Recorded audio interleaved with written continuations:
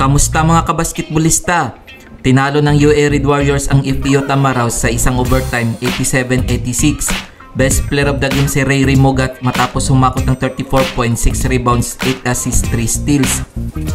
Tinalo naman ng Delesio Green Archers ang UP Fighting Marons 88-79. Naging best player of the game si Kevin Kiambao sa kanyang 22 points, 12 rebounds, 3 steals. Kung umabot ka dito sa video na to, mag-like na at subscribe.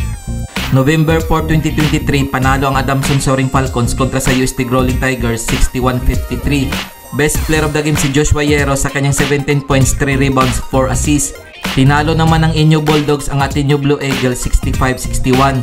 Best player of the game si Jake Figueroa sa kanyang 18 points, 7 rebounds, 3 steals, 2 blocks. Heto ang mga larong November 8, 2023 nagaganapin sa Smart Aranita. Magharap ang Ateneo Blue Eagles kontra sa UST Growling Tigers alas 11 ng umaga. Maglalaban naman ang UP Fighting Marons kontra sa UA Red Warriors alauna ng hapon. Maglalaban din ang Inyo Bulldogs at FPU Tamaraw alas 4 ng hapon. Magharap naman ang Delesio Green Archers at Adamson Soaring Falcons alas 6 ng hapon.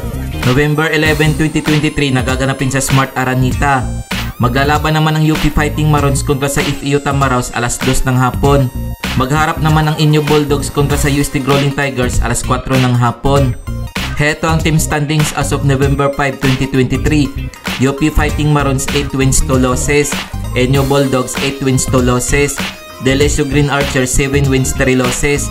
Adamson Falcons 5 wins, 5 losses. Ateneo Blue Eagles 4 wins, 6 losses. UA Red Warriors 4 wins, 6 losses.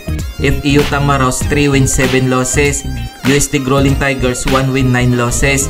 Kung nagustuhan mo ang video na to, mag-like na at subscribe.